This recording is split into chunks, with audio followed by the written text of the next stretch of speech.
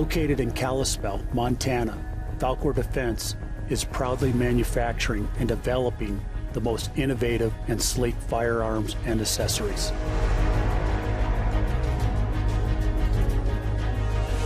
We proudly employ the most hardworking employees in the USA.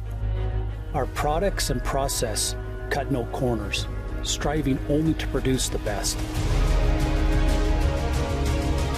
At Falkor, our pledge is to continue breaking new ground and enhancing your shooting experience with each new development. We take great pride in being a family-owned defense manufacturer and invite you to be part of our legacy.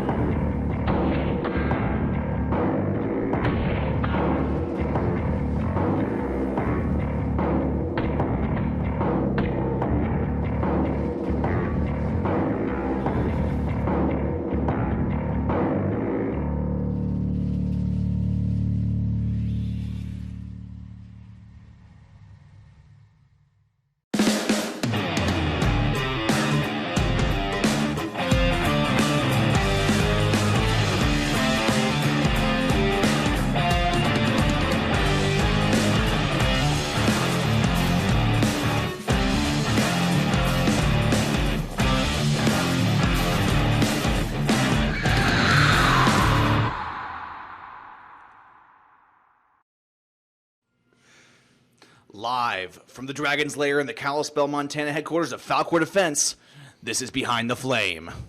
We want to welcome you guys to today's episode. We have an awesome program planned for you guys. We want to thank our sponsors off the bat. We have Kenzie's Optics, 221B Tactical, Bang Energy, Mark Bell's Slingshot, Taurus USA, and of course, Chick-fil-A Kalispell. Folks, this episode is also featuring the launch of our new website, which is the hub for all things Behind the Flame. You can view every episode there, profiles on all our guests, as well as click on links to every single distribution channel which you can listen to or view Behind the Flame from Falkor Defense. Also, of course, if you guys were following us on social media, you will see that today's episode, we are doing an epic giveaway to honor our guest, Tony, here today. We're giving away the Standard. The Standard rifle from Falkor Defense is the giveaway prize today, as well as a couple swag items from Real War Tactical. Correct, Tony? Yes. All right, guys. So to enter that giveaway, I'm going to give you guys some details here. There's a little couple things that are different, so listen up. If you check out our latest post on the Falkor_Defense Instagram, you will see the instructions to be entered for the giveaway. First off, you will need to be watching us on the show today. That's the first thing. Be watching the show. Comment on that post. and on Real World Tactical's latest post. Tag a friend and repost our Instagram post on your page using the hashtag #TonyStandard. Leave us a review on the iTunes page with your Instagram handle in it, and good luck. Let me hand it over to our wonderful host for the show today, John Bartolo. That was good, Sam. Thanks. I'm a little nervous. I know. But you've been building your Lego models. You're doing better. Yeah. You're controlled. You're I bought controlling an that X-Wing energy. fighter yesterday. X-Wing fighter. I saw. Yeah. That was your 75 rant in the last 35 seconds. That was pretty good. That was the best one out of them. Nice. That's good. So we'll go around the horn like we always do. I want to thank D. Mitchell Designs for producing and helping get everything up and running. He did a fantastic job on the website, as Sam alluded to, so don't forget to check out BehindTheFlame.com. BehindTheFlame.com, yeah. Special thanks to Scummins for that intro. Thank you, Scummins. You did an awesome job. You're welcome. And, of course, Haley J. Photo is in here. She's not wearing the Freddy Krueger pants, but she does have the shawl on today. She looks very motherly. I want to thank Austin Web Designs. He's holding the camera today, a little close-up. He's helping us with the graphics and everything, and he's going to be on YouTube answering any questions you have as they come in. And, of course, ownership.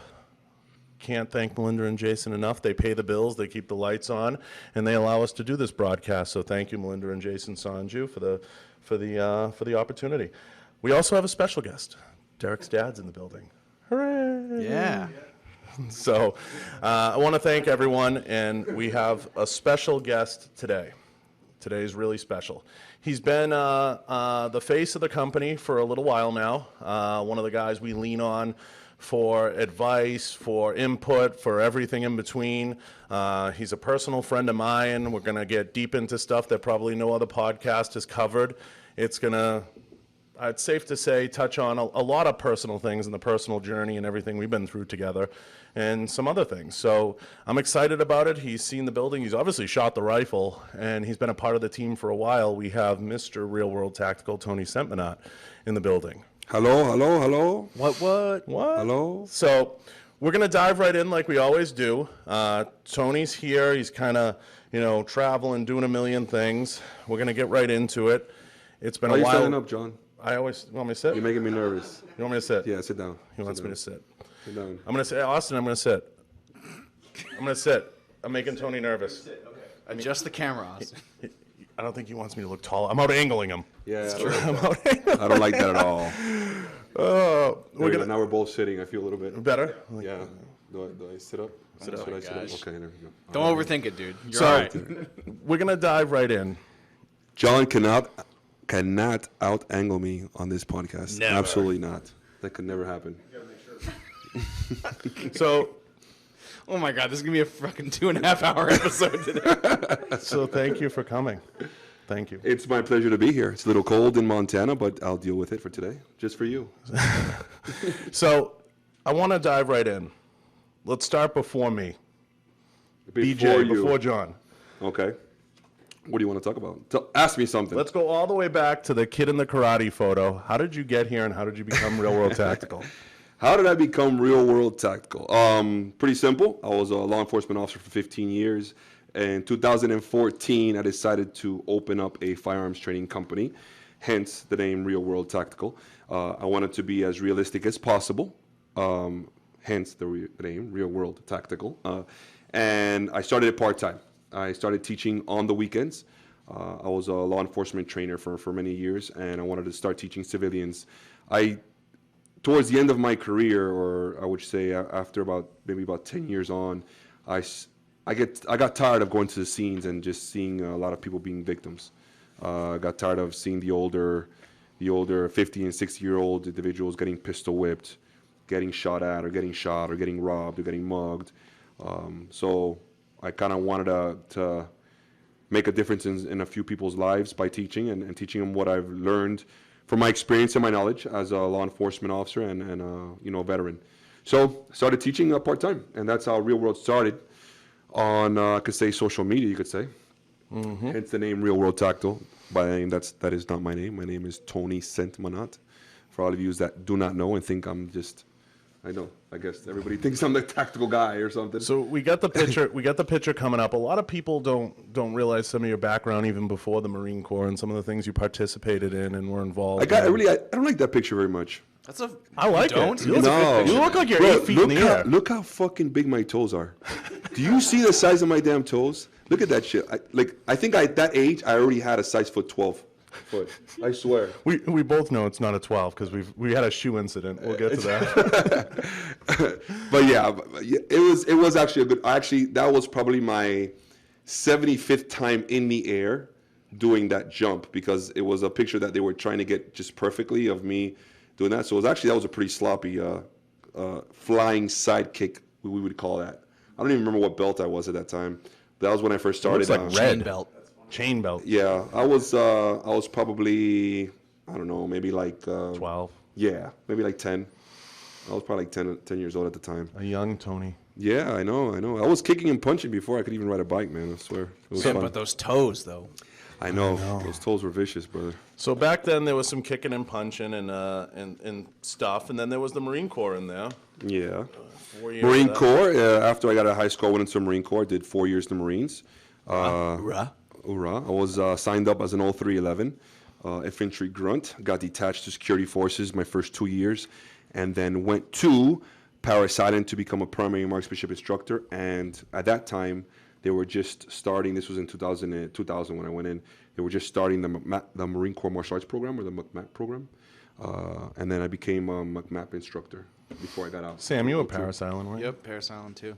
Yeah. Fuck yeah. Back then, there were no ACOGs and none of that. It was iron sights. Iron sights, man. M16A2 and iron sights. M16A2 iron sights. I was one of the last guys, though. I was 2006. Yeah. I was one of the last dudes. My brother went to boot camp in 08. Well, in 2006, but you already had digitals back then, right? The digital cameras? Yeah, we had the digital cameras. Yeah. When I was in, there was no digital cameras. They were just phasing that in as I was leaving. So I still had the camis, that regular camouflage. This is what happens when two Marines start talking about this kind of shit. Is it's always just like, well, I was in before they Yeah, that's what it was. Like back you know what was another thing too they phased out while I was in? The brown shirts. Really? Remember the brown under? Shit. Yeah, I was way. Yeah, green.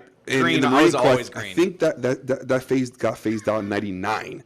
They went from, you used to be able to wear brown shirts or green shirts, and then they phased out the brown shirts completely, and now it's all green undershirts. That's wild. Yeah, I know.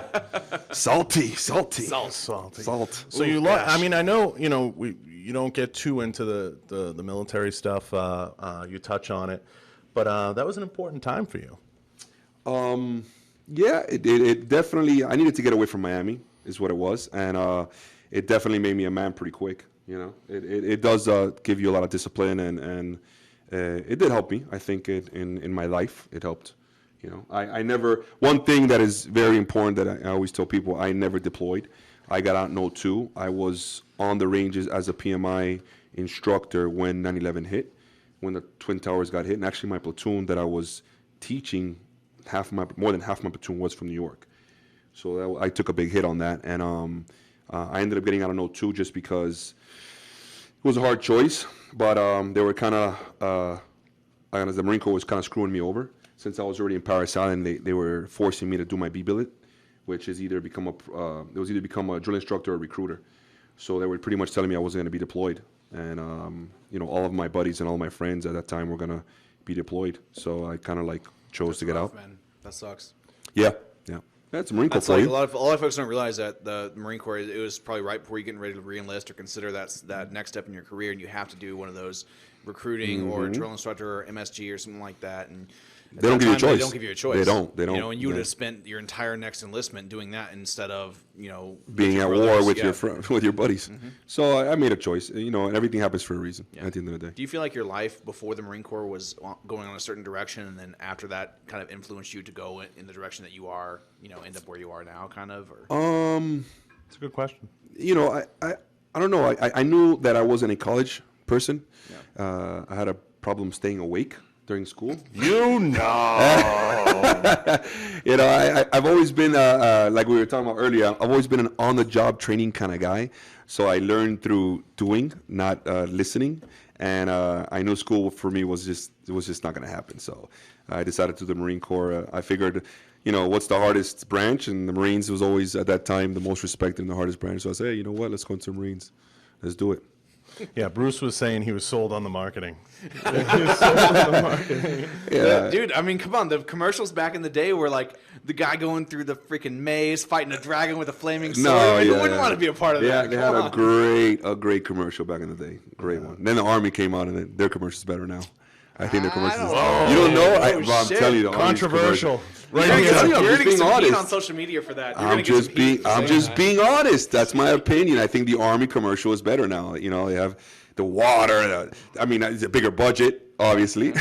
Dude, they're the best part I've seen about Army ads are the prior service ads. So they're trying to get dudes from prior service to come back. Oh, yeah. And they're like, sometimes the best soldier for the job is a Marine. And you're like, oh. That's good. That's good. So, moving on. On to the next subject. Sorry, John. Next. No, look, hey, right, Sam. This falls under stay in your lane, right? No, that's perfect. But no, that's that shapes who you are, and the common theme we hear all the time is it grows you up real fast. You know, being in any type of formal environment like that's gonna grow you up real quick. So then you get into law enforcement. Yes. And what was it 18 years? Actually, I did 15 years. 15 years law enforcement. In different capacities. So Yes. you know, that's wild. And you always talk about, you know, the operations and things you've done. And I think everybody, you know, we were talking about this earlier, forgets how long you were really involved in that world and how crazy it was. Without getting too specific, just to give people an idea, you were in a very, you know, like you used to say, a gateway town, you know, right in Miami's hub. And there was just a lot of shit there in plain English. Yeah, I was based out of Miami-Dade County. Everybody knows the crime rate in Miami-Dade County is through the roof. It's always been pretty bad. When I got on in 2003. It was the wild, wild west over there. You know what I'm saying? It was pretty bad. I was based out of city of Hialeah, which I hardly ever say that, by the way. I know. That's why I didn't bring it up. Yeah, I hardly ever say that. City of Hialeah is the 5th largest city in all of the state of Florida, I believe. I think they're either 4th or 5th. They're top 3 cities in Miami-Dade County. You have obviously Miami-Dade County, then City of Miami, then City of Hialeah. I would say they're probably 3 cities. And then City of Hialeah, what a lot of people don't realize, it's the heart of Miami-Dade County. So it's literally in the middle of all of the main bad neighborhoods and stuff. So we get all the funneled in crime from everywhere else. All the good stuff. All the good stuff. So it's pretty busy. Is it safe to say it's a shithole? I wouldn't say Hialeah per se is a shithole. There's shitty people. Yeah, no, not shitty people, man. It's predominantly Hispanic. It's just that it's surrounded by all the bad. So all the bad come in and then go back to their neighborhoods. You know, it just happens to be in the wrong. You know, right in the heart. You know, and that's just. And there's only certain ways in and certain ways out. So they just they'll get through those avenues and come in and out of the city. And it's probably safe to say that the criminals and the element you're dealing with is pretty sophisticated. You're dealing with a whole different animal down there because of the drug element and because of the way the drugs come in and just all of it in between. You know, you're dealing with the cartels. You're dealing with different types of people, gangs. You're dealing with things that are just it's a different community. It's a more, I want to say, accelerated criminal element would be safe to say. Well, back then, the robberies were out of control. I remember that. Home invasions, robberies. The gangs, I don't want to say the gangs are as bad as like LA. You know, the gangs were really bad in the 90s when I was growing up. The gangs were really, really bad. It kind of died down a little bit in the mid 2000s, but the drugs is just rampant, bro. I mean, cocaine, heroin, crack, all they have the flaca, they had, you know, all these hardcore drugs. Oh, crystal meth, crocodile. A little bit of everything bath over there, salts. you know. Yeah, bath salts. We had that incident where the guy was eating another guy's face. Yeah, I remember. That was I remember Miami. that. Yeah, that's crazy. Yeah, so that was out of city of Miami. It's tough because Tony and I have such a personal relationship. There's so many personal stories we've shared without getting too into one. I know Sam's a big motorcycle rider. He's got a great motorcycle story. Can you tell? Man, let's can hear you it. tell? I just want to tell this one. I want to hear your We got to biker tell story. one story about people. Without getting too crazy. And mine, the story that you know which one, the clothesline. That in the face. The face on the windshield. Oh, okay. So Sam was recently involved in a slight motorcycle incident. So my mom could be watching this. Yeah. Shut up. I had two. I'm fine. I'm still walking. Got all my parts. well, this just gives people insight into what you see on the job, and this is. There was this one. There was a couple incidents. There's one incident that I had. I was actually the first arriving officer on scene where a guy was catwalking down an avenue next to a school. But he was probably going about 60, 70 plus, catwalking all the way through. Older lady doesn't see him, makes a left turn in front of the guy. The guy has no helmet, has nothing. I mean, he's just straight, just bare. He's able to drop the bike right before he makes impact with the car, and his face literally hits the windshield going about 70 plus miles an hour. Hits the windshield, comes, and then the car throws him another 40 or 50 feet in the air. As he hits the windshield, he flips over in the car. So when I get there, there was already a person on scene, and they had his face covered with a shirt. It was full of blood. And I had to make sure the guy's airway was clear and all that. I had to start doing some first responder stuff and see where the guy was at in regards towards trauma. So when I took the shirt off the guy's face. I can only imagine. The guy, he looked like the Hellraiser. Straight up like the Hellraiser. You said he left his face on the windshield. The whole entire face. Yeah, He literally left his whole face on the windshield. And the guy was unconscious at the time. So when I saw that and I saw how bad his face was, I obviously covered him up. I left his mouth open.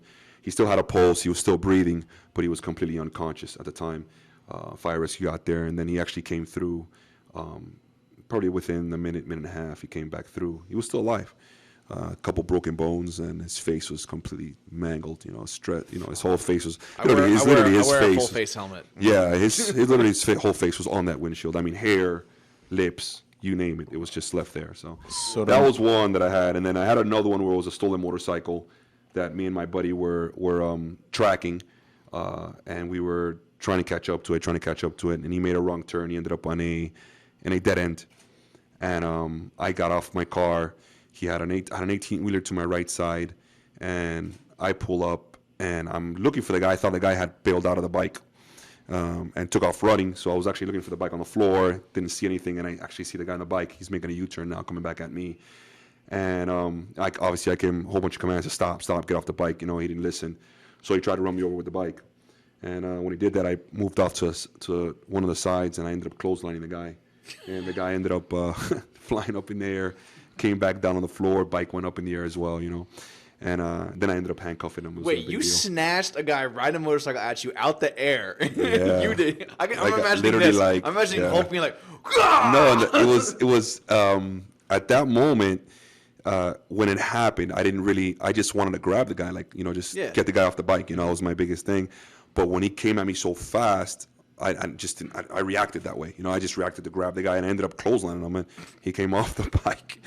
And I remember it was all caught on video. It was on the dash cam? No, it was actually from a video from one of the warehouses. Oh, shit. So, yeah, we were able to get the video and everything. And it was a stolen bike. It was confirmed stolen bike already. It was, and the guy was suspended I don't know how many times or whatever. And all that. So, probably had 7 warrants, and it was still your fault. Yeah, he was. No, he did. I think he had 2 bench warrants at the time, too, as well. So, yeah, he was running for a reason, So to all my motorcycle riders out there, don't run from Tony. Don't run from Tony. Yeah. I lost a lot. Listen, the motorcycles in Miami, man, it's crazy. They do when they do those the dirt bike runs and the ATV runs. Yeah, all those kids riding all over the 50 highway. or 60, but it's nuts. You don't even. But to everybody out there, the job does take its toll on you. And Tony shared a lot of stories with me through the years, particularly one about a woman and a few others that it takes its toll on you, over time. I don't know if you want to tell the one about the woman, but the people don't realize what you go through on the job that long, and the effects it has on you psychologically, and it shapes you to become who you are today. And it definitely has that element. So when people often ask, people shouldn't have to ask why you walk away or what affects you to walk away, especially if you worked in a town like that and saw some of the things that you see over time. Yeah, you have to listen. You have to learn. I always tell people, you have to learn disassociation. You have to disassociate yourself from work and your regular life. The story he's talking about was just this lady that her car broke down on the side of the street, and she was actually looking into the engine, and a car behind her didn't even see that the car was stopped and ran right into her while she was outside of the car looking into the engine, and the car got hit so hard that it ran over her.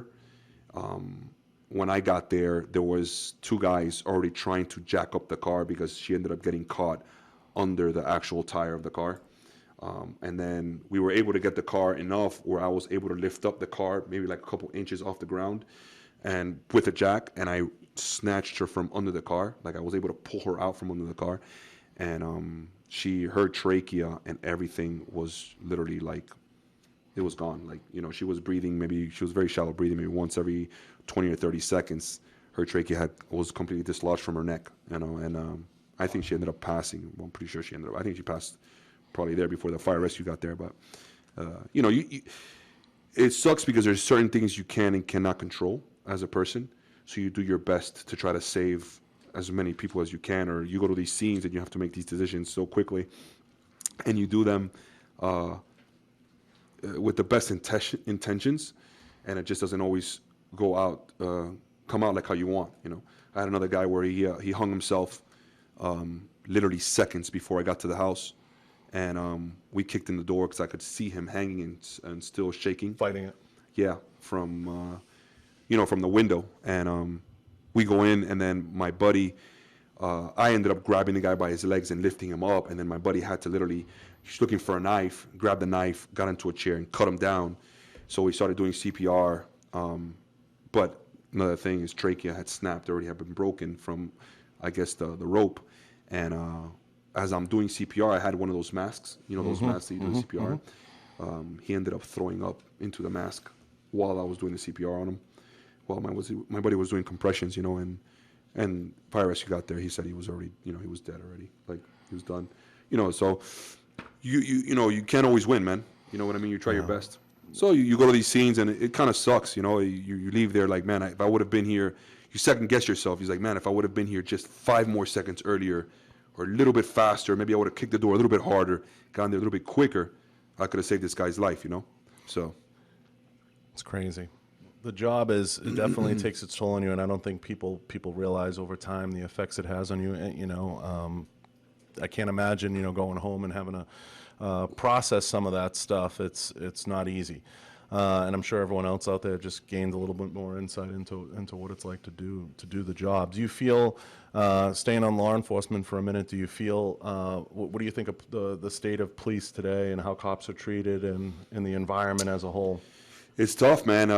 Cops have it really hard right now, especially like patrol uniform. Undercover guys and probably the tactical guys that are just always in UC. They don't have it as bad, but definitely patrol cops have it really, really hard now. And probably one of the reasons why I retired out. Just so much negativity going on with the police officers, and they get so much backlash for cops that make either stupid mistakes or just have lack of training. And it's not even their fault; it's their department's fault. How would you fix it? Budget issues, training, obviously. Just budget issues. There's obviously you always have. You can go on yourself and train, but you can't blame a police officer when he's got 3 kids at home. He works overtime all the time. He's working off duties all the time. He's never home, and then you want him to take days off to go train. It's tough. It's easy for somebody to say, "Oh, yeah, but I make my own time." When you got 3 or 4 kids and you got a family you got to feed, and you got mouths to feed, work's a little bit more important than training, and making money is more important to make sure there's food on the table and that rent is paid. So it's kind of hard to judge somebody on that fact. I know you miss, we'll touch on this, we'll move on from law enforcement, but I know you miss the brotherhood. You're very tight with a lot of your guys. I know it gets emotional for you guys you were with, and I've met many of them. Is it something that's hard to put behind you? A lot of people struggle with putting certain things behind them. Is it hard to turn that page and find the same relationships and the same bonds? Wow, you'll never find the same bond through those people. You'll never, because you go through things with those people that you'll never find anywhere else. You risk your life with them, so it's hard to find the bond somewhere else. Do I miss them? Yeah, of course. I'm still very close to a lot of my friends. So it's hard because you're not there every day with them. So you miss the rapport that you have with them, the operations you do with them, The action. the you know, and the laughing every day, and the joking all the time, and because you're always giving each other a hard time about everything. So that's the part that you miss. Do I miss being a police officer? In today's age, I would say probably not, because half of the things that I did as a cop, you couldn't even do it nowadays anyways. So, you know, it's not even, you know, it's no comparison. Yeah. I know a lot of questions are coming in on YouTube. We're going to get to some of you guys, and I know Austin's cataloging a few of those questions, so keep them coming. And don't forget to share and tap the like button and subscribe, guys. But we are going to get to some of your questions. We're just going to get through a few more things here with Tony. So you move on, you know, from law enforcement. You start real world tactical, and you know, it had to be, you know, you had to be saying, like, at first, at one point, like, what the fuck am I doing? But at what point did you kind of say, you know, and I ask everybody this, okay, like, you know, social media comes in and you're like, I got something, like, this is something, okay, this is going to be something. I just don't know. Like, at what point does it hit you, like, what I'm doing here is good work and this is going to turn into something? Wow. Probably my turning point was when I started doing fitness, all the fitness exercises and stuff like that is for MMA and strength conditioning aspect. I started realizing that people started liking the stuff that I did. And you took heat for it. Oh, I sure did. Absolutely. But, you know, listen, you're always going to have haters. We'll get to that. Yeah. We'll you know, so I got heat the first probably year and a half of me doing a lot of the stuff that I did. I didn't think anything of it when I first started coming up with it, because that's just the way that I trained for many, many years. So it was hard for me in the beginning. I did a video. It went viral in 2014. I ended up getting a lot of followers from it. I did another video. I ended up getting a lot of followers from it. So I realized that I had something with that. I was inspiring a lot more people than the bash talkers. So as long as I was helping more people than I was hurting, that was my goal. You know, if you can change somebody's life or inspire them to do something better with their life, and you can affect one life, it's you know, you did your job. You did what you were set out to do. Just touching on social media, isn't that what it's all about? It's all about, you know, we're on social media, we talk about it all the time, you know, posting the best part of your day, or whether you're a frickin' cooking page and you post the best meal you made that week. Isn't it all about inspiring people and wanting them to have the best day they can have, or do work the hardest that they can, or do the best? Isn't that what it's supposed to be all about, instead of putting bullshit out there? I mean, you know, for you, I know that that's what it's about, but, you know, I don't want to get deep into haters, but isn't that what it's supposed to be about? Yeah, but it's not always like that. It's not always like that. You know, everybody has an agenda at the end of the day. You know, some people do it for the right reasons, some people do it for the wrong reasons. You just have to worry about, I've learned in this life to worry about yourself. Worry about what you're doing, and worry about how you're helping or how you're changing people's lives. Don't worry about anybody else. You know, when you start worrying about other people and what they're doing, then your how can I say, your mentality changes. And you start trying to live pieces of their life when you should be living your own life, you know? Amen. And that's what I try to do as best as I can, you know, in regards to how I'm doing or what I'm doing myself. So then it's maybe, what was it, 4, 5 years ago? Maybe. Yeah, about that. It's probably about 5 years ago. I think I just started working with Breakthrough and Enforce at the time. Someone says, you know, you got to go check this guy out. He's crazy. And I had trained with a shitload of people. I had been training at SIG, and they're like, there's this guy. I forget exactly how it went down. At the time, I was just starting with Breakthrough, I believe. I remember my timelines. Getting old now. You're an old man.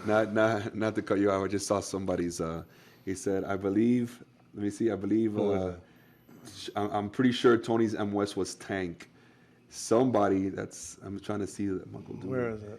Alpha Omega. Yeah. Alpha Omega, yeah. Yeah. He must have served with me. Yeah, he pays attention. Yeah, he must have served with me, because that was my nickname when I was in the Marine Corps, was Tank. Yeah. They used to call me Tank. I got that nickname because of a hump we did, or a march with packs on, and one of the guys fell out. And I ended up carrying his pack and my pack for 24 miles. Right. During that, it was fun. It was a shitty day, but it was pretty fun. It wasn't fun carrying 2 packs, I'll tell you that. And a saw. To you guys on YouTube, keep the questions coming and keep that good stuff coming and keep sharing it and keep pushing it out there because we appreciate it and the questions are all good stuff. Let me give a rundown. So what was it? What is? Go ahead. Go ahead. No. You want to give a rundown? I wanted to say give the rundown. People some giveaway comments and stuff like that because folks are maybe just be joining us or whatnot, but we are giving away a standard rifle that had a lot of the design input was heavily influenced by Tony. Can we pause for that? Yeah, sure. We're giving away a rifle.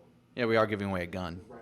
Rifle. So do it. Do the things. I'm going to do things. I just want to tell people how they can enter. It's probably the best rifle on the market for the price that you're going to get. We'll get to that. Absolutely. We're going to get to that. There you go. But to enter the giveaway for the standard, folks, head over to our Instagram page. You will need to be watching the show today. There are currently 55 watching on Facebook, or excuse me, on YouTube, and probably several more, a dozen watching on Facebook as well. So you're going to head over to our Instagram page, comment on that post, and Real World Tactical's latest post, rather.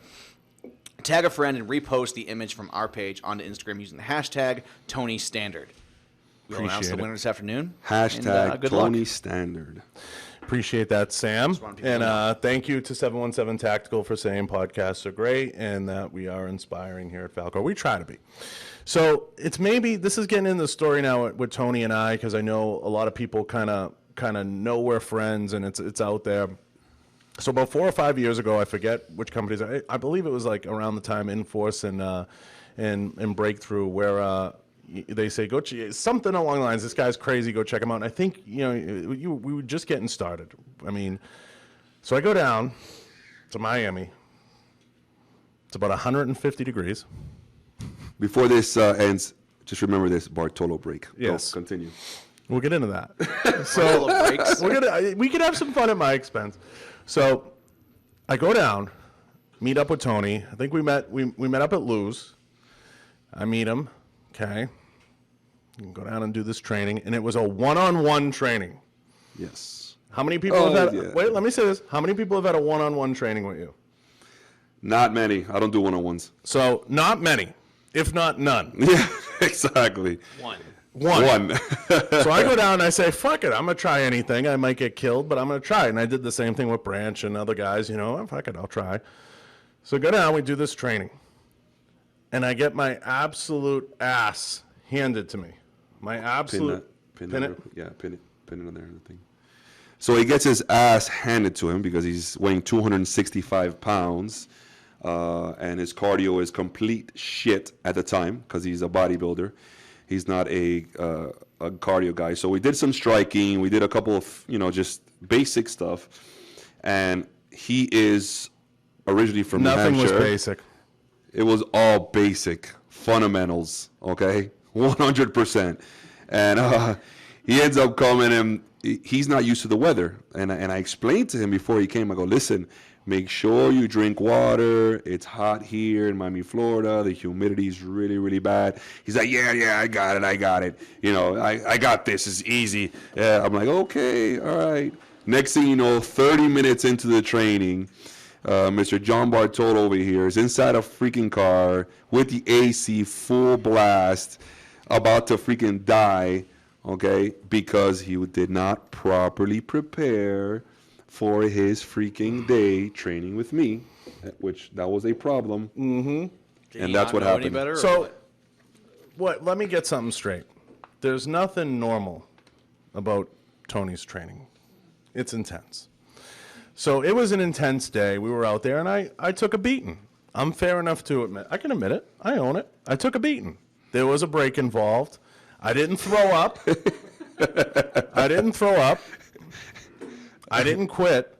But in my defense, I was about 260 pounds. I was coming off a few years of powerlifting. I was heavy. I was easily 255. Easily. In fact, I might have out-angled you in a few photos back then. I ain't gonna lie, you were big. You were bigger than I was at the time. I was probably 235 at the time. I was leaner, a lot leaner too back then. So it was a really tough training, and I know we got clips of the training, but I went through it. I was definitely here we go. There's a little training clip. I guarantee you that you're gonna want to quit. Sometimes the next 3 days you're gonna want to quit, but I'm not gonna let you. And each and every single one of you guys in here aren't gonna let that person quit either.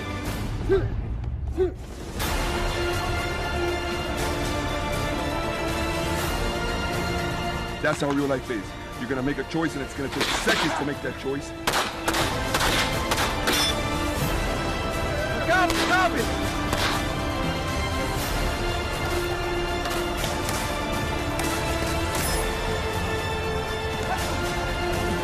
Fucking awesome teamwork.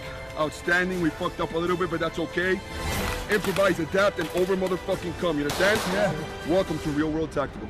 Had experience in the Marine Corps, been overseas. This is by far the most realistic training that I've got. Well, the best training I've ever had, no doubt. So, I can guarantee you that you're gonna want to quit. that was a little clip, a little snippet from Tony's training. So I go through this training, and 221B Tactical made a couple of good points. He said, but did he ever call you useless, or did you die 5 times? So neither of those two things happened. It wasn't useless, it was worthless. I died once, at least. So I didn't die 5 times, so we'll get to that joke. But I remember, we had some dinner. We chatted a bit, and, when we had downtime, we chatted a lot. And there was never any competitiveness between us. There was never any, you could do better or whatever. I was going down there, and I remember going back to the companies, and at the time. Well, that time it was like, you need to lose 25 pounds. Yeah, no, there was definitely. That's what I told him. You need to lose 25 pounds. You're way too big. There was definitely a lot of homework for me to go home with from a shooting training perspective, and I had trained with a lot of people, but a lot of it was that extend, touch, press bullshit, and it was basics and from the holster and academy training and all that. So it was simple stuff. I remember going back calling companies and being like, yo, this motherfucker's for real. I'm like, I don't even know if this shit is legal to do on a range. I'm serious too, because this was like the only guy out there doing anything remotely close to this. Pat was fucking around with some shit, and it was, there was nobody doing this stuff.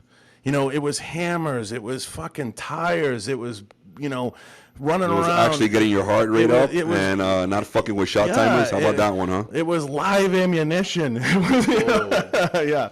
So it was like nobody was doing this stuff. And I remember walking away, and I called a few of the companies because I was consulting at the time, and we're always looking for people to sponsor and faces and this and that.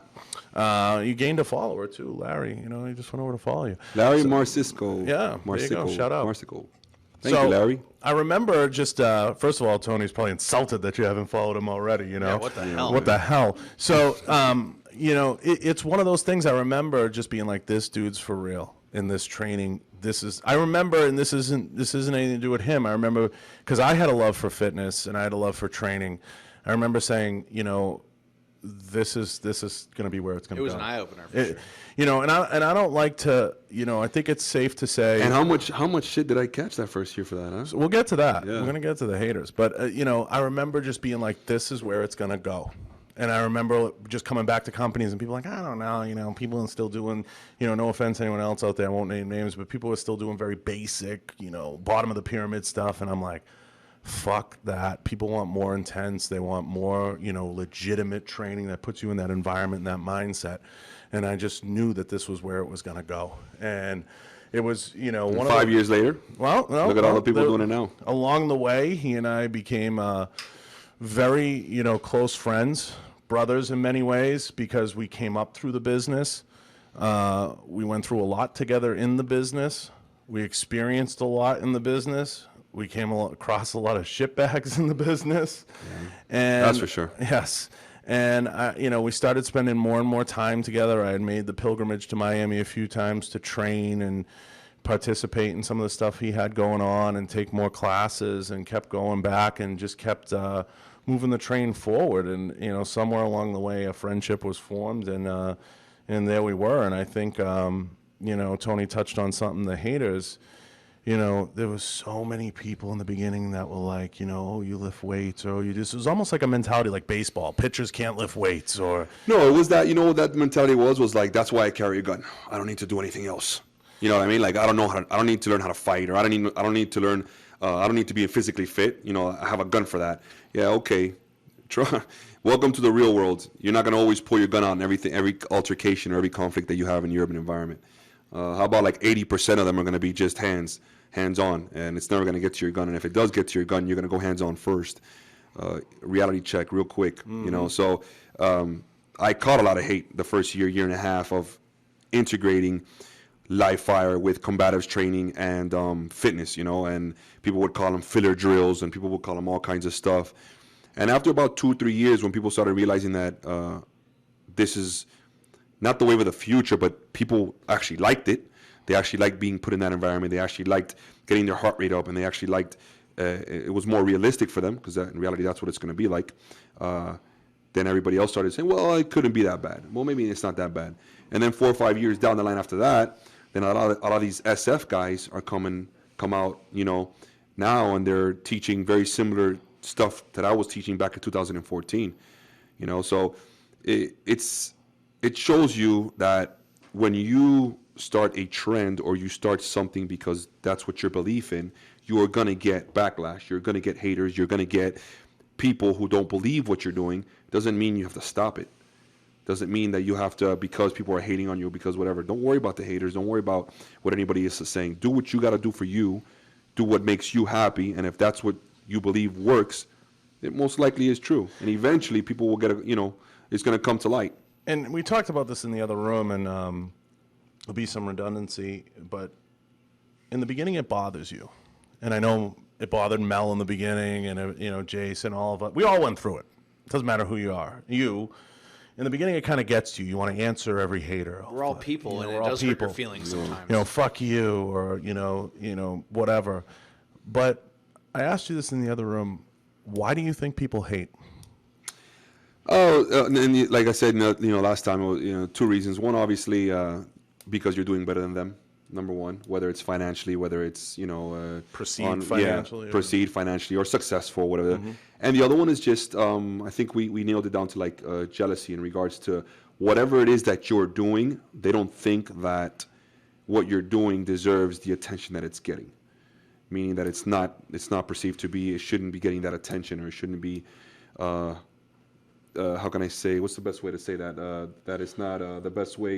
It's not deserved. It's not deserved. You didn't earn that. You didn't earn that. Yeah. So you shouldn't have the respect or the notoriety that you're getting for it.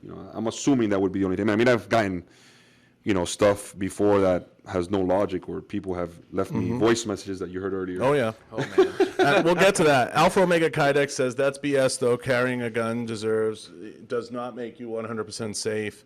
You have to be able to use your hands. And I'll say this. 100% Alpha. You are correct. Alpha.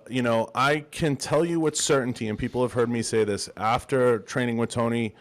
I said, and Sam's heard me say this, we witnessed the end of the fat, dusty, buckle and boot guy that could just get out of a pickup and have a gun, and he was all set, and that was going to be the end of it. I have a concealed carry permit, so I'll eat Fritos every day. It doesn't work that way. I'm sorry.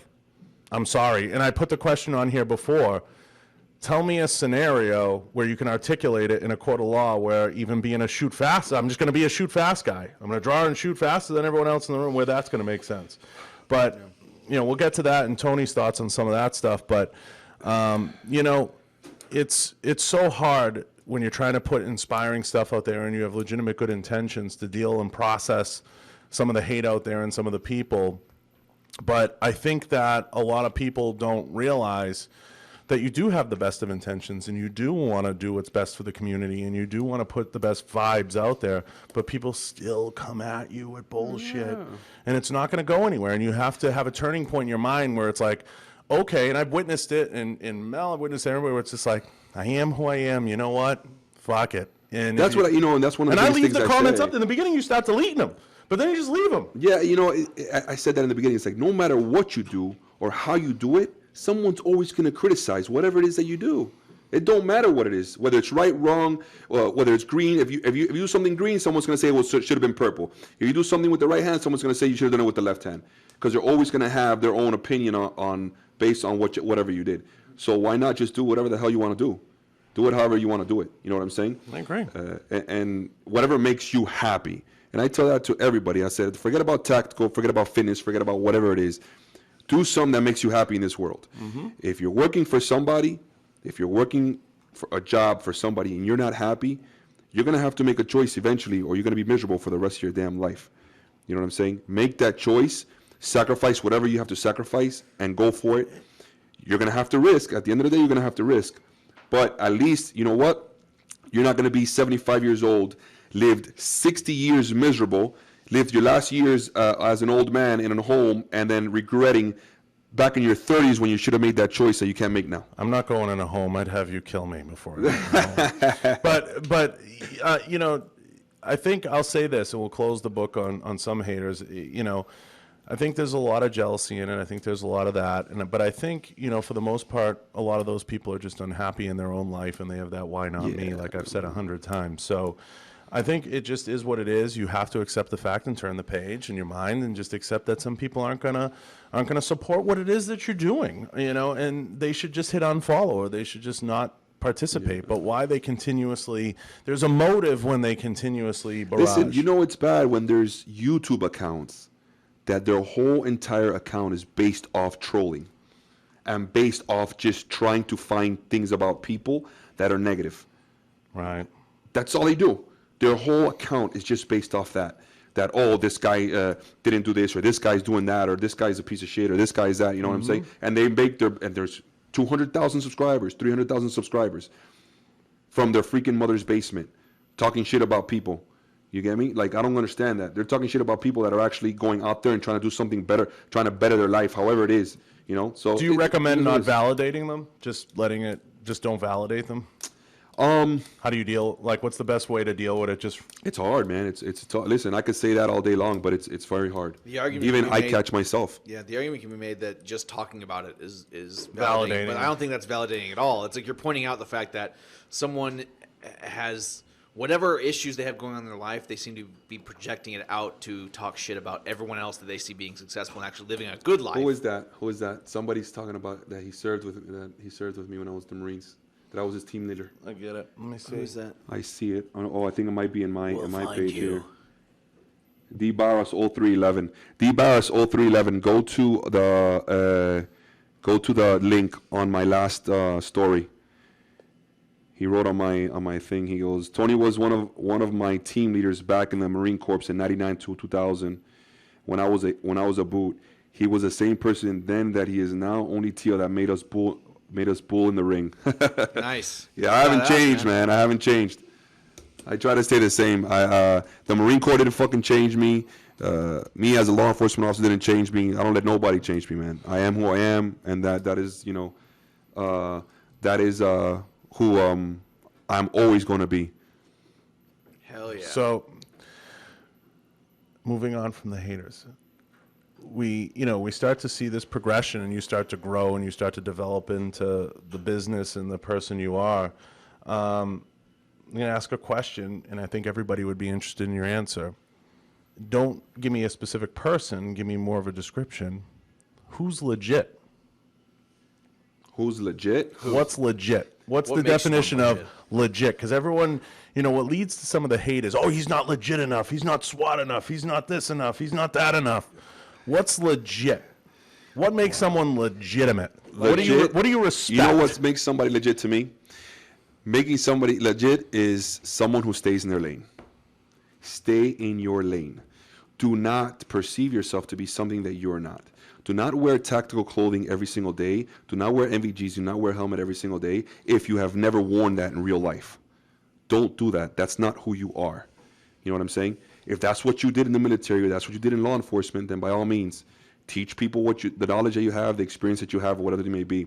But don't play dress up. That's the problem that I have. Don't be somebody that you're not. Don't say, oh, I've done this many operations, or I'm a subject matter expert. What is a subject matter expert? That's the fucking question that I have for everybody. You want to hear me rant? I'm going to rant about that. All right, let's go. All right? Let's talk about subject matter expert. I've been doing this shit for 20 fucking plus years. And I learned every single day something new in the tactical industry, in the fitness industry, and whatever it is that it is. I'm pretty knowledgeable, I would say, but I am no fucking expert in nothing. And anybody that tells you that they're a subject matter expert, fuck you. Fuck you. You know why? Because you're not an expert. Because I guarantee you there's about 30 or 40 more people in this world that know more than you, that have more of a degree than you, and that have more experience than you. So why are you going to consider yourself a subject matter expert? Okay? That doesn't exist in my book. Anybody who says, oh, no, I'm a subject matter expert in this, I go, no, you're not. No, you're not. Yeah, there's very knowledgeable people And then what? And if you're knowledgeable, this is my thing. Yeah, you can have a degree. So what? You have a doctorate degree. So what? So how much experience do you have behind that doctorate degree? Just because you have a doctorate doesn't mean shit to me. You know what I'm saying? How many people have you operated on? Yeah, well, that's my point. You know what I mean? And listen, don't get me wrong. I commend you if you were able to stay in school and get a master's degree. I will not deny. And you get a doctorate degree, and you know your stuff. But the problem that I have is that just everybody's an expert nowadays. Oh, I'm an expert in this, or I'm an expert in that, and this and this and this. Bro, I never claimed to be an expert of anything. You know, I'm telling you, and when I teach or when I teach my courses, or when anything that I teach, I'm telling you, this is what works for me. This is what has worked for me for 20 plus years, or this is what helped me save my life and helped save the life of my teammates, or whatever it may be. I'm going to share that knowledge and that experience with you. Okay, you take it however you want to take it. My stuff is the way that I do it. There's 1,000 ways to skin a cat.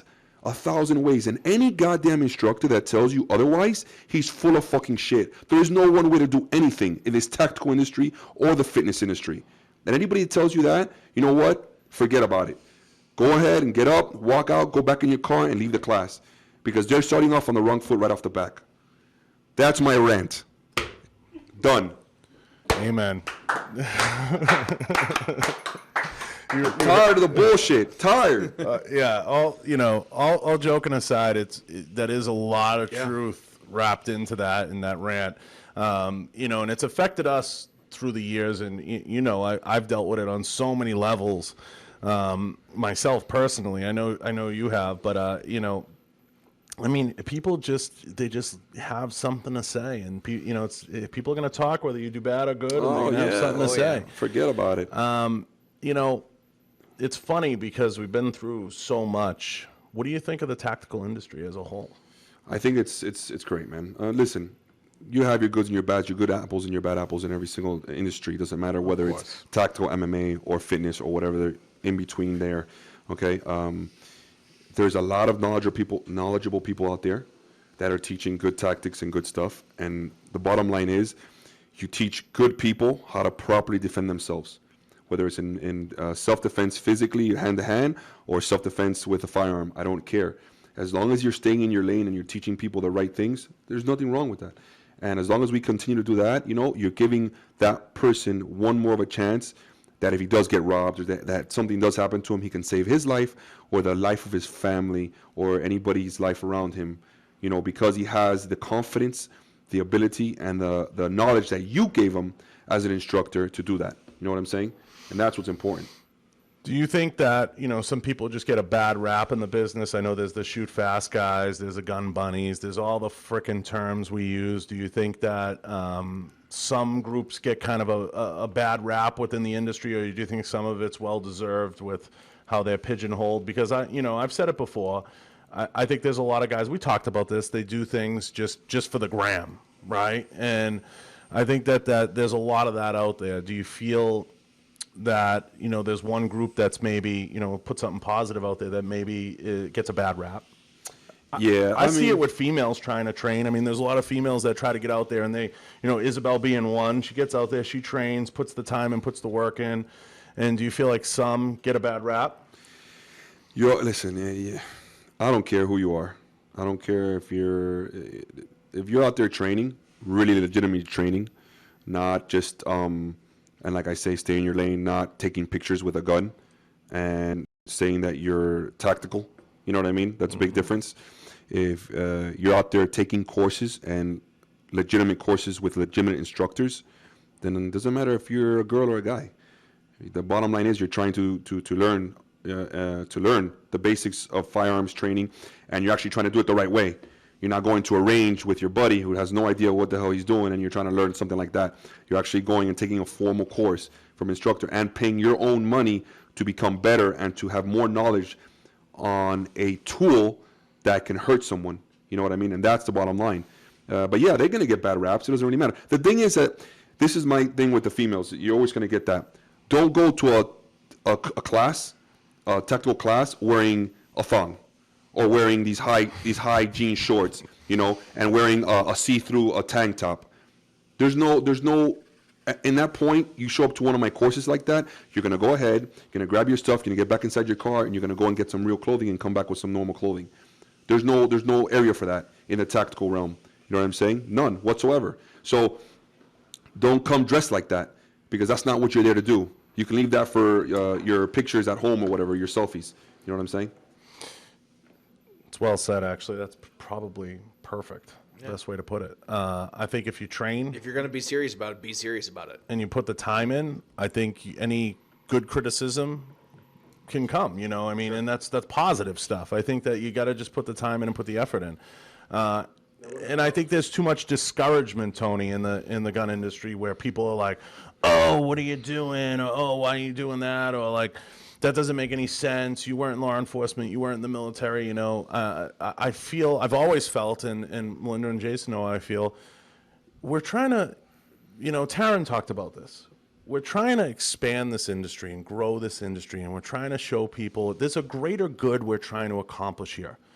We're trying to show people that it's okay to want a gun permit. It's okay to want to purchase a firearm.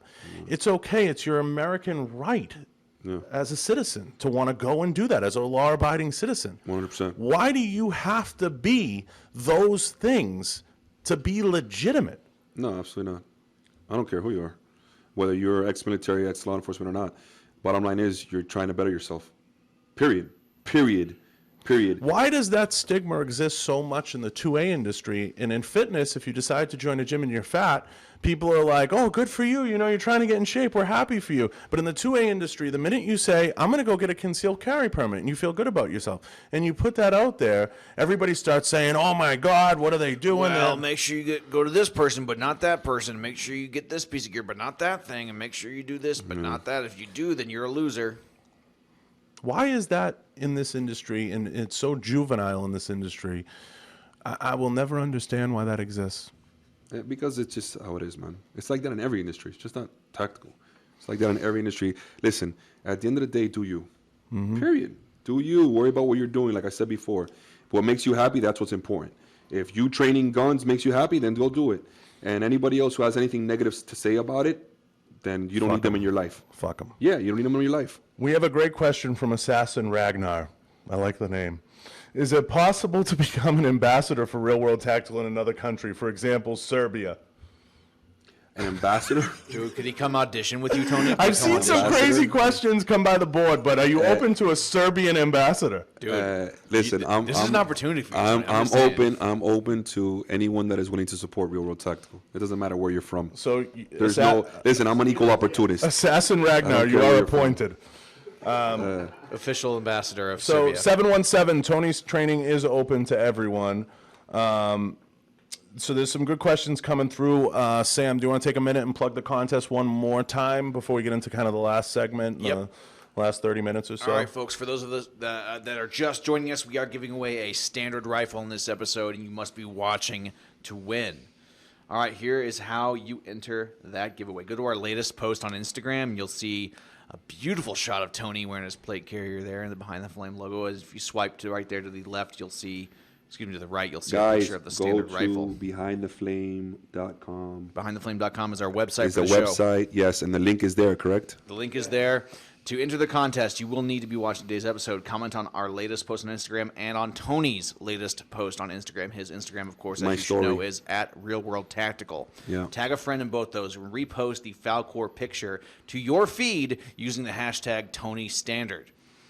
And leave a review on the iTunes podcast app for us while you're at it with your Instagram handle in the comments, and we'll pick a winner after the episode. There you go. Interesting. A standard rifle and maybe a Real World Tactical swag. So we've covered quite a few topics, and I said we were going to go long to everybody on YouTube and everyone watching. We are going to go a little long. How the hell did we become friends along the way? That's the million-dollar question. I think some people would want to know.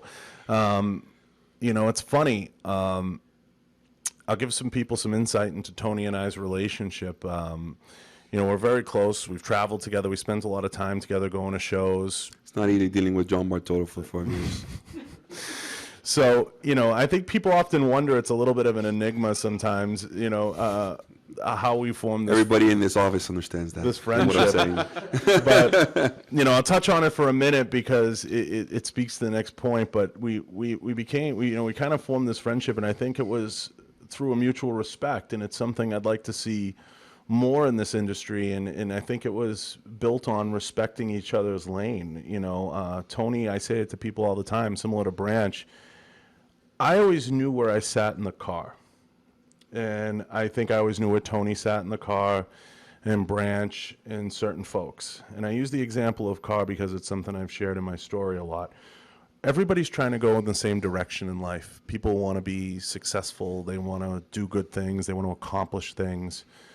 And I think some people never understood that when you have that mutual respect for somebody and you respect somebody's lane and what they're doing and understand, you know, I know, Tony, you've had to explain to people in the past the role that I play in your life and the role that I play in business and everything else. I think people don't fully wrap their head around where everybody fits and where the puzzle pieces fit and how we complement each other as friends and what friendship really is. And I don't think people understand that, and that's something that causes people to get into pissing contests. Yeah. And I think people get into these pissing contests. I think that the thing that everybody really fails to understand is the fact of we're a team. It's a team. Everybody tries to help each other out in that team. If everybody understands that, regardless of what your position is in that team, everybody's going to eat. There's food for everybody. As long as everybody works in that team, works hard, and we're all going to the same place, and you work as a team, you're always going to be successful. The problem is that most of the time the teams end up, one guy wants to do this and one guy wants to do that, and then the team ends up breaking up, or you end up having people that think wrong of what other people are doing or want to be in the driver's seat at that moment or whatever the do may be, and then that's where everything goes to shit. That's what I think. I think that's incredibly well said again. Hold on, I have to because Richard, brother. 726 CST SWAT, Richard Q 2567 on my live. That's Richard from the class. What's up, dog? What's Miss up, you, Rich? bro. Miss you too. So, you know, it's crazy because going through the journey that we went through in this business, we touched on, you know, the 2A community, and we'll touch on fitness for a minute.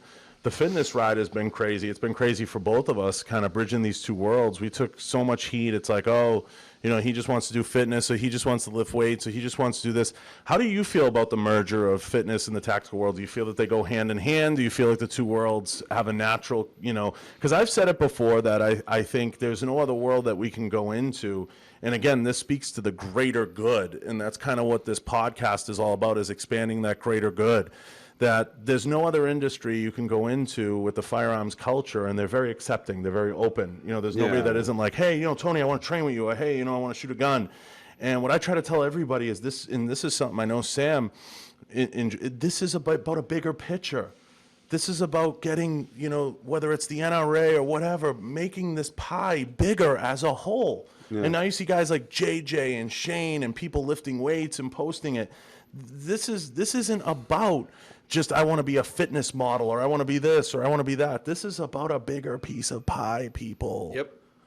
How do you feel about, you know, people that, you know, hate on that, or just, you know, have shit to say, or the fitness world and the tactical world, kind of that merger and that natural? I think that fitness and firearms training goes hand in hand, 100%. You know what I'm saying? That's my personal opinion. Just like hand-to-hand combatives and the fitness world and firearms training goes hand in hand. Those three things are endeavors of three things that you should train yourself in, just because it's a combination of all three things. To be properly prepared as a human being in self-defense or situational awareness, so on and so forth. So, whoever hates on it, obviously, is just because they don't want to do fitness, or they're fat, or or out of shape. And there's nothing wrong with being fat. Okay, I don't knock anybody for being fat. You know, I'm a fat person at heart. I say that, but I get picked on the most. I love my desserts, and I love pizza, and everybody's always asking me, it's like, oh, you know, how come you're you don't have a six pack, and how about this shit? And I was like, oh, well, because I like to eat, motherfucker. So you're not a model? Yeah, exactly. And I tell people all the time, I was like, listen, my page and my social media and my training is not about having a six pack. It's performance based. What is my weight and what is my performance according to that weight in regards to what I can do. So having a six-pack we have a clip real quick of what you can do. It's not going to help. Oh, yeah, we'll play a quick we clip. have a Check this compilation one there. out. This is what is this? This is a compilation of like. You ever got a question about whether or not Best Tony's got a advice I can give six-pack or not? Look at this. You got to be good at smiling. You have to know how to smile. Smile when they tell you you're going to fail. Smile when they say you're not good enough. Smile when they make fun of your dreams. Smile when they say that you're crazy. Smile when they tell you that your dream is never going to work. Because at the end, when you succeed, when you were better than good enough, when your dream came true, when your craziness made you successful, and everything you said finally worked, that is what they're going to remember.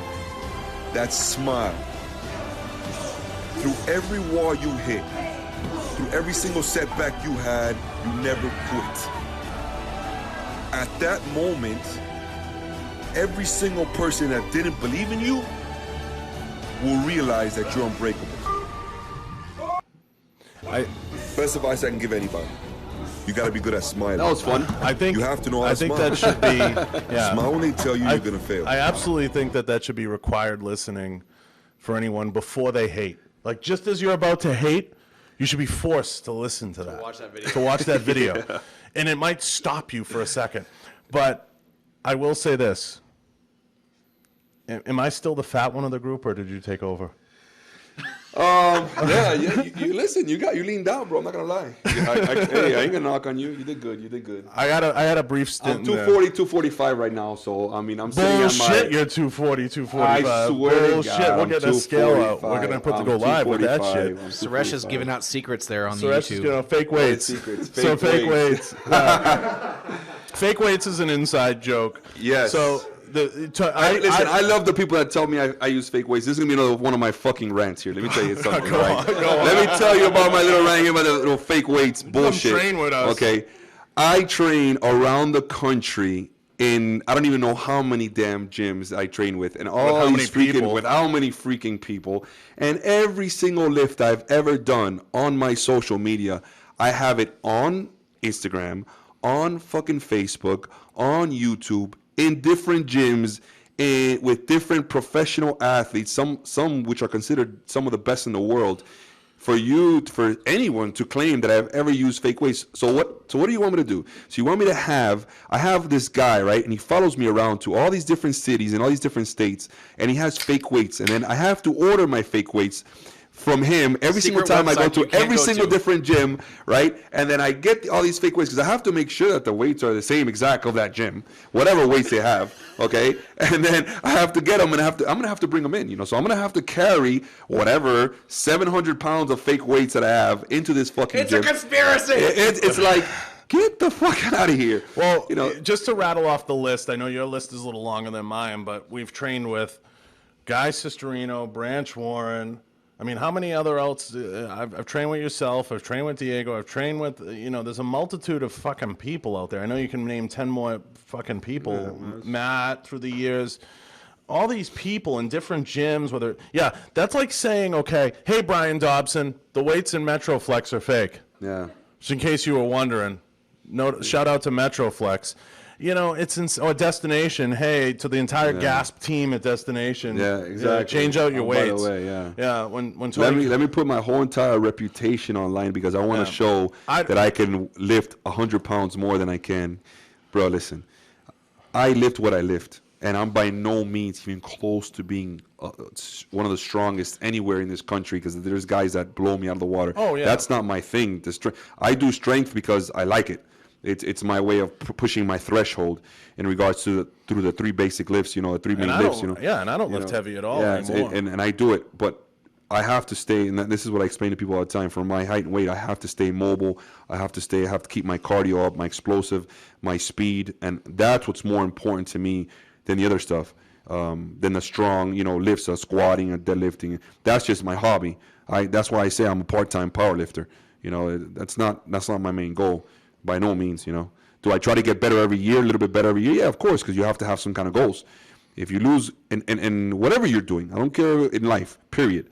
Whether you're at a job, whether you're at home, whatever it is that you're doing, you have to have some form of goals. If you don't have goals to become a little bit better every single month or every single day or every single year, then you're never going to be able to accomplish not even half of what you would be able to as a human being, whether it's physical, whether it's mental, and anything that you're doing in life, period.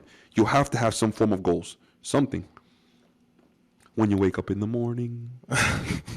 If you don't have goals, and I don't think if you don't have direction or you don't have a way of attacking the day, I think you suffer as a person and you become a little bit like, you know, kind of dead inside. You have to have something that you're always striving to do. I mean, like when I got here, I was like, okay, you know, I get sucked into these different things. I start, you know, there's the sheriff's department, there's jujitsu, there's this. Pretty soon I'm embedded in the fucking community, and now I'm doing all this other bullshit.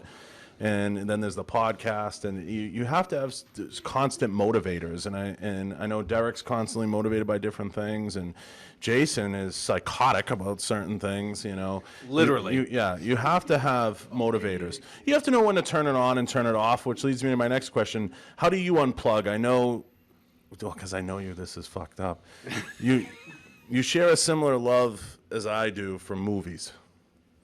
You love going to the movies. You love watching movies. Is that your best way to unplug? Is heading the movie theater, or, you know, kind of diving into that? You enjoy that? I mean, people often wonder, I'm sure, how you unplug, and you're not always jumping around and lighting yourself on fire and strapping tires to your ass. How do you? I'm a big dinners and movies fan. Yeah, that's what I do. I'm a movie buff, man. I love movies. I love them. What's the best movie you've seen recently? Recently? Yeah. We just saw a good one last night. Where'd you guys go see? We didn't go see anything. We just watched it. We watched the that first Purge. It's very underrated. Purge. Yeah, it's actually a really good movie. It was pretty good. It wasn't bad at all. It wasn't bad. Tony brought up an interesting point this morning, or just made an interesting comment that kind of stuck out to me, because we know everyone that follows John on social media knows that he doesn't sleep, and he's up at like fucking 3 o'clock every morning doing shit. But Tony was like, "This is a little early for me. Usually in Miami, he's getting up. You said you get up around 9:30. Yeah. I usually people would be like, "Wow, how can you sleep in that late and still be successful?" Well, because I go to sleep at 2 o'clock in the morning every night. Yeah, I go to sleep at 2. Owl. You're not I'm a night guy. He's on the Melinda schedule. Yeah. I usually go to sleep depending on the day. Sometimes 2 or 3 in the morning. I do a lot more work at nighttime. That makes sense. Because during the daytime I do therapy, train, eat, you know, especially when I'm home. When I'm traveling, my schedule is all messed up. But when I'm home, those are my usual things during the daytime. And at nighttime, like I'll do emails and I'll work on the computer, do like social media stuff. So I'm up till late, you know. And so then makes sense. I'm sure the next 48 hours he'll drive me fucking nuts with his sleeping and everything else. And it's tough. Dude, he's gonna be knocking on your door tomorrow morning, like at. Well, I knocked on his door this morning. He's like, "What the fuck? What the fuck? It's 7:30." I'm like, "I've been up for 3 hours. Fuck this." Hey, Mark Pulver, he goes, "I do Zumba to stay at operator level." But man, listen, Zumba ain't no joke, bro.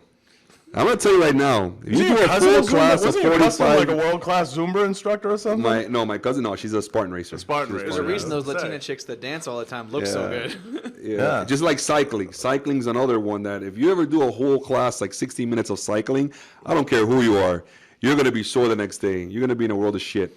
So I'm telling you, don't fake on that stuff. So then, you know, circling back as we kind of get close, because we're coming up on what, Derek, an hour and 20. Yeah, we're an hour and 20 already. Yeah, wow. We haven't covered shit either. I know. So you talk too much. I didn't say you went on 3 rants. You went on 3 different rants. Thank you, Tony, for pointing that out. Yes, it's taken us 20-something episodes. I'm kidding. You all go for it. All right, well, go. Start asking. Do your job. So in the firearms business, we circle back. We go all the way.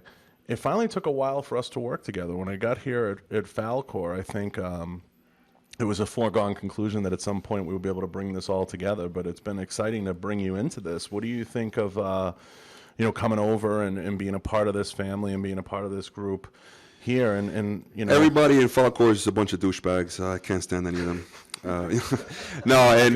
Listen.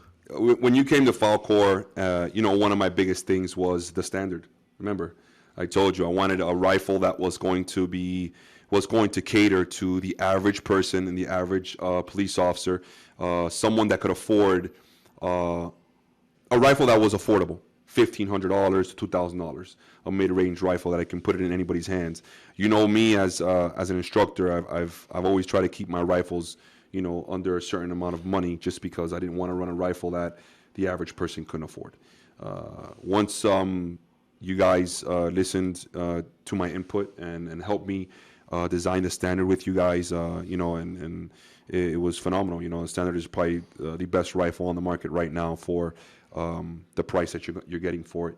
Number one. Number two, it's always a pleasure to be with a company that's so family oriented. And having you and Jason and Melinda, it's to be able to work with individuals that understand how important it is as a community, or as a family. That's key, because when you work with companies, and I work with quite a few, it's very important for you to work with these companies for a long time. If you have any sponsors, you have any companies that you partner with, you want this to be a marathon. It's definitely not a sprint. And when you have people that are like-minded like yourself, it's a lot easier, and they understand. Plus, I always look for individuals that have the same form of mindset as I do. And both Melinda and Jason went through one of my courses.